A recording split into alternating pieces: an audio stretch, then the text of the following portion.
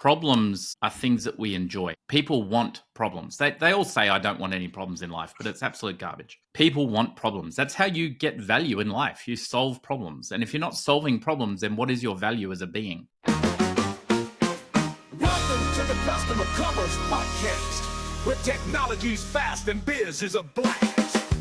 In life and in business, time is precious. It's why customers stay or leave and why businesses succeed or fail. We're here to give a voice to everything that makes business, whether as a customer or as a CEO, easier and more rewarding. Welcome to the Customer Commerce Podcast. Let's dive in. Welcome, ladies and gents, to episode 33. I'm pretty sure this is. I'm going to lose count sooner or later. Point. I can't wait to get to over 100. This is a very rare, very impromptu episode, actually, because we were going to have a guest on and some things changed. And lo and behold, we have the CEO, Mikel Linzer, Store Connect, and like a bunch of other businesses as well. And I have you for about 25, 30 minutes. Gosh, we're just going to riff it. We're going to riff it. Holy executive crap. assistant says, yeah. Well, what's been happening in the land of Jess then? No, this isn't about me, Michael. No one gives a shit about me. I'm actually interested in what you just said before, which was this, as you logged on, you said, this is the 13th meeting that you've had this morning. Well, and today, I'm assuming your meetings don't go for 5 minutes, right? No. So it's 11:35 on Friday in the morning, not at night.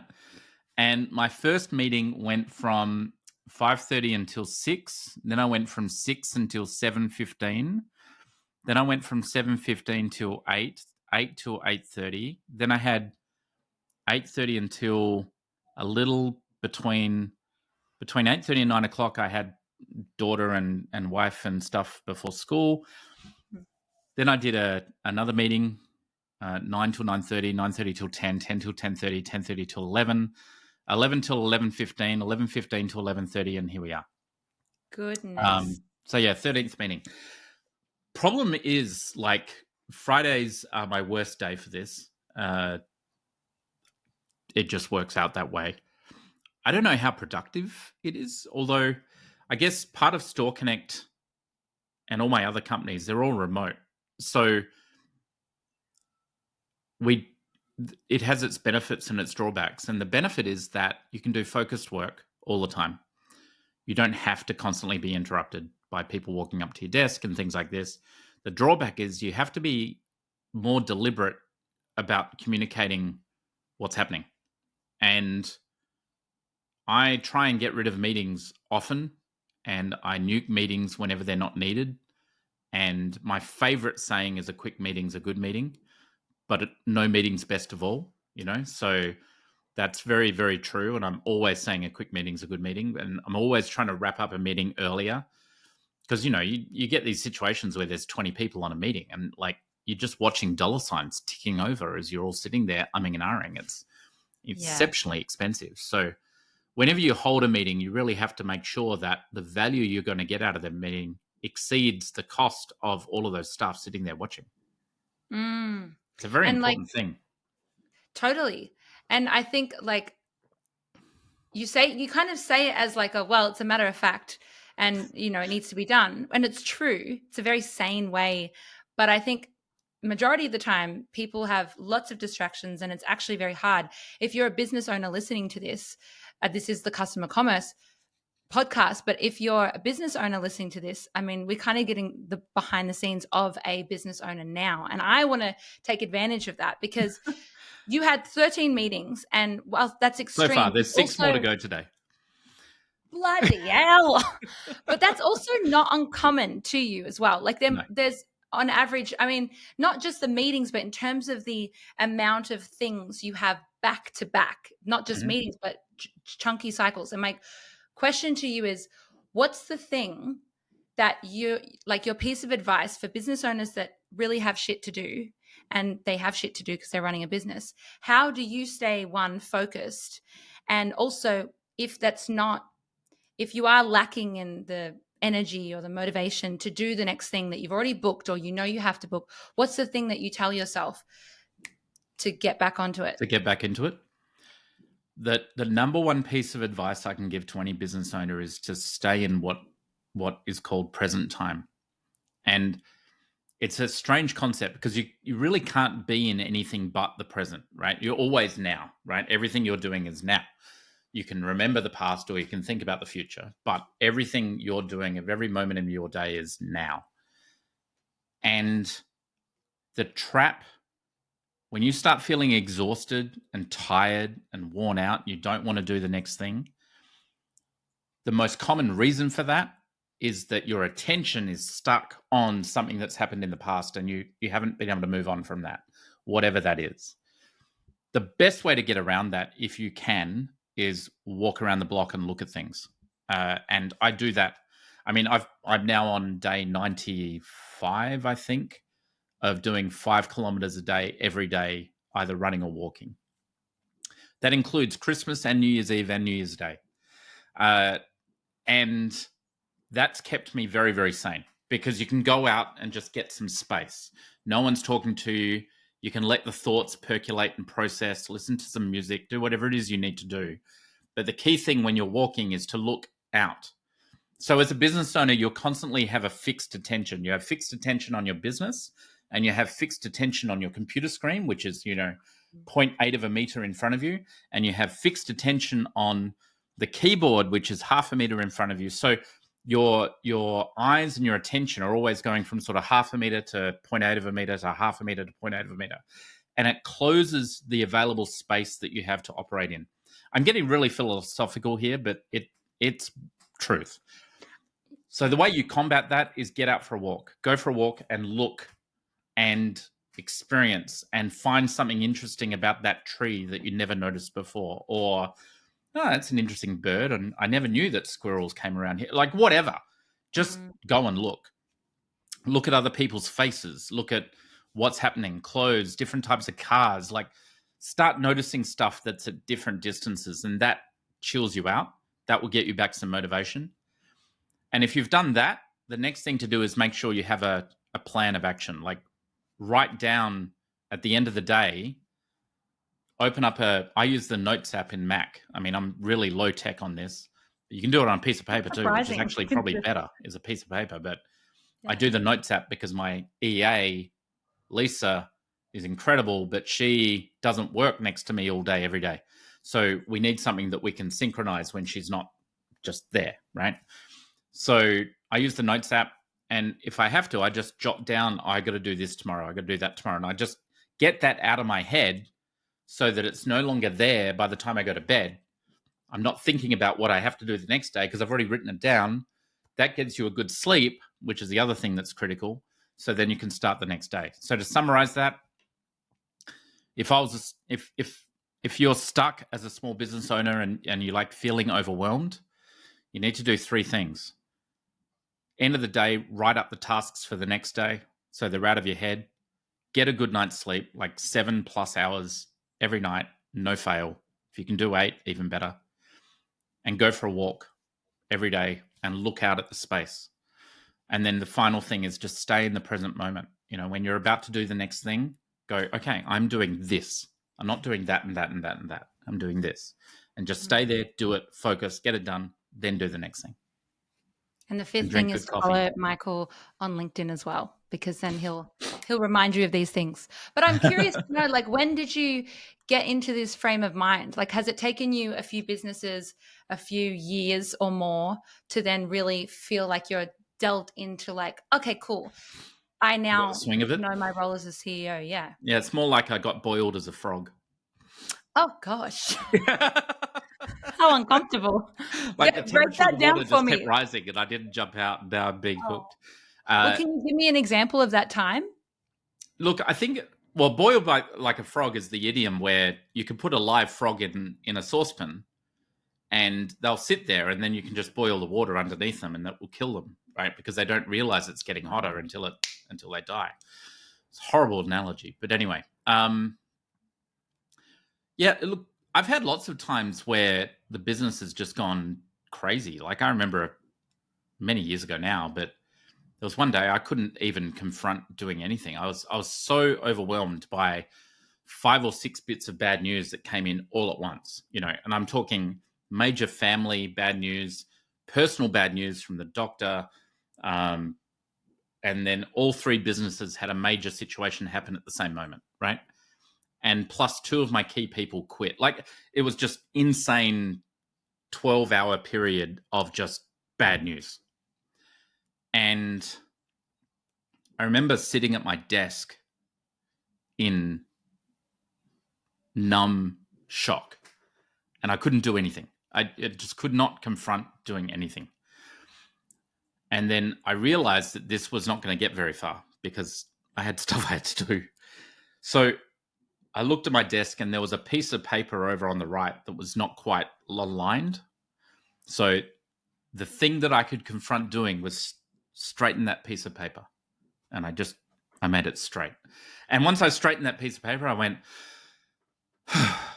like, I could do something, right? Because when you get overwhelmed as a business owner, the capability that you think you lose is there's nothing you can do about it, right? You're being affected. So by changing that little piece of paper and just literally, it was one piece of paper, and I realigned it so it was perfectly in line with the desk. And I spent probably about 5 seconds just really, yeah, it's perfect. I went, that's actually pretty good. I did a piece of paper. And then I looked over on my left, and there was my phone was out of alignment. So I fixed the phone, and I moved the keyboard a bit, and then I tidied up the front of the desk. I probably spent 5 minutes just rearranging my desk and making it neat and tidy. And at the end of that, I'm like, that actually looks pretty good. Okay, what do I have to do? And boom, gets you up tone, up able to attack life, right? You can think of tones in an emotional being. You can be sad, or you can be happy, or they're tones to life. So that brought me up to a point where I could actually do something. And then I opened my email and did the next thing and got a sale, and then it's back on at the races, right? So I think, on that aspect, pick something. I think I quoted about, I did a LinkedIn video or a tweet or something. I don't know what I did a little while ago. And I said, if you're ever lacking motivation, the best way to solve it is to find that thing you've been putting off for 4 weeks and do it. Just pull yourself up by the bootstraps and just do that thing. And what you'll find is it will open a bit of a floodgate in terms of your productivity, and you'll be able to do the next thing and the next thing and the next thing, and you go from there. It's also, I guess, more simple than you really think, like the amount of complexities that we live in. It's also something I perceive and notice in working in the Store Connect ecosystem with the staff. They deal with like simplicities, and maybe it's the pro of working remote as well, because you're not in each other's faces all the time, which is something I haven't really experienced working as a big team. Also, just the management of it is very like simple. So I think that's kudos to you and the others as well of, managing that, because it's quite rare. And I hear a lot of dramas that happen in the workplace, and probably for business owners as well with their staff, dramas, the work done beforehand, and even yourself, like confronting certain things, then you're able to deal with other people's problems, because you're like a business owner, and now you're dealing with 30 plus other people's same 50 worlds. Plus, yeah. Across all the companies in multiple time zones. Just thinking of it for you.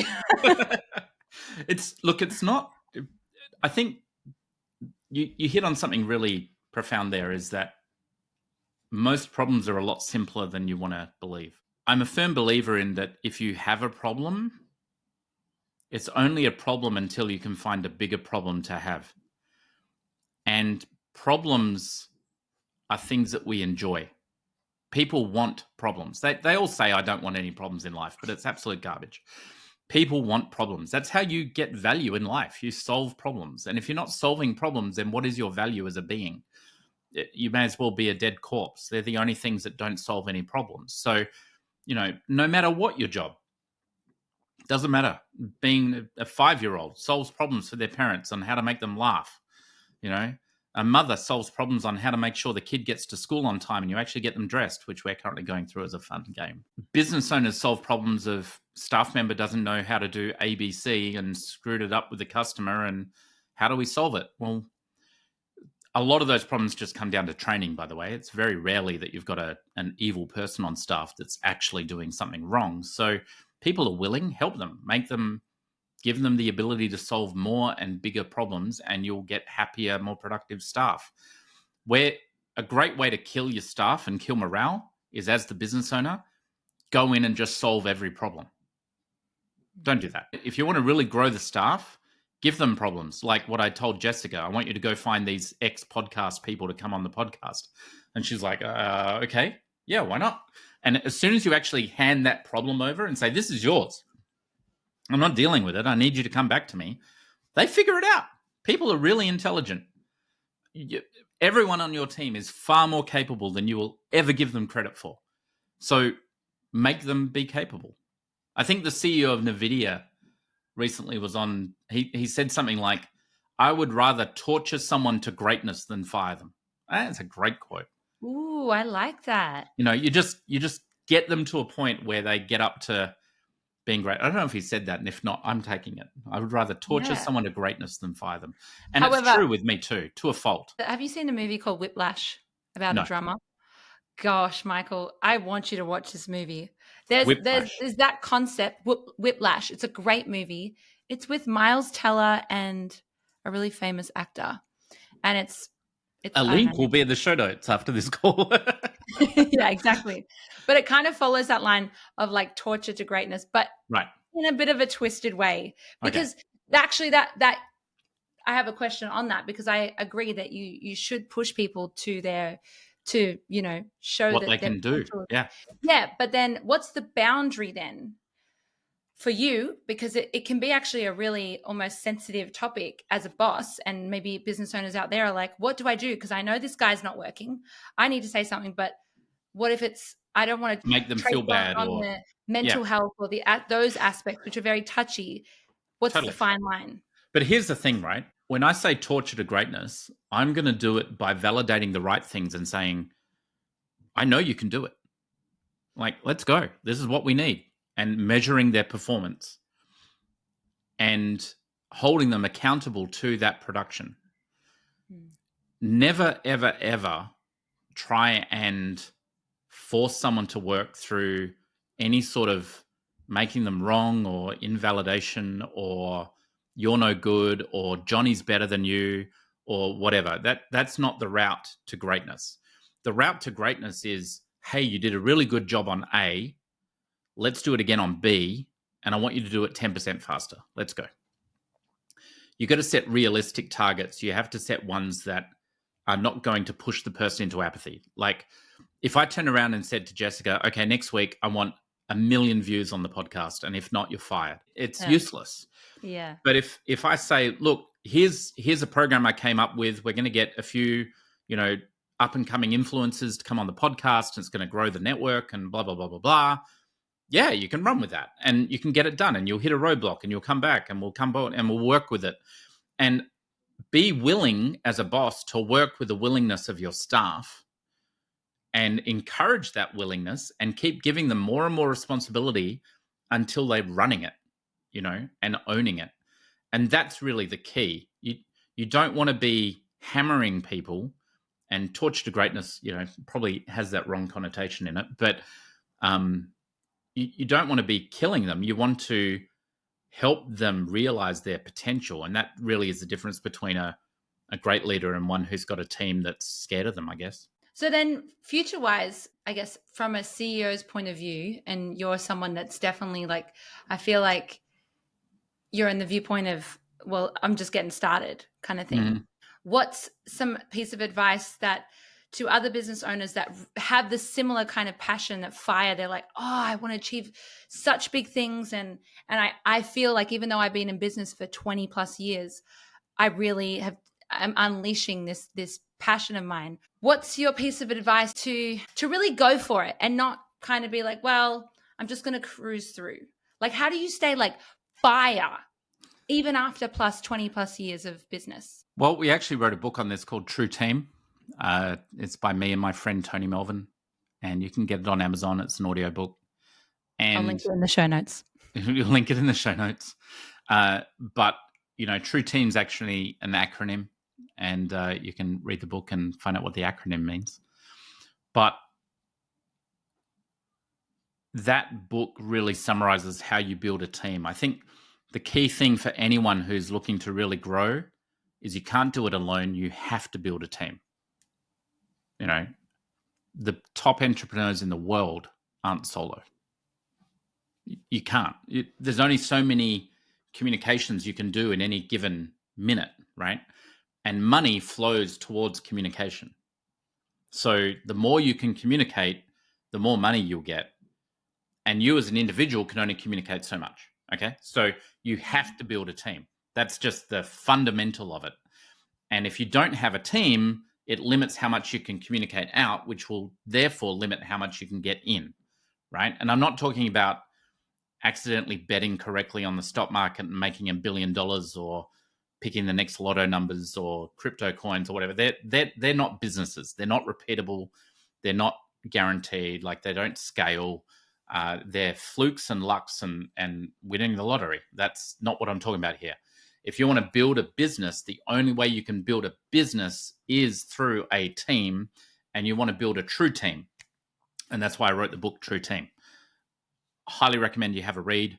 I have software that helps build teams through Metapulse.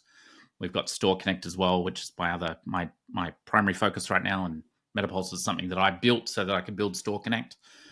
So yeah, look, just read the book. That'll tell you what to do. And you need to create a truly radical and unrelenting enterprise of totally enabled and aligned members, right? So that's what True Team stands for, and get into it. Love that. What a good way to end a little potty nugget.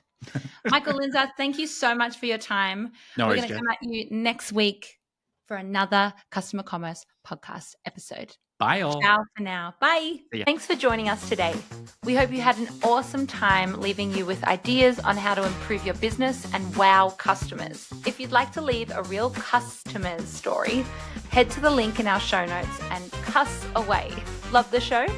Please subscribe and leave a review, because that enables us to help more businesses in building real relationships with customers and grow more rapidly. See you next time.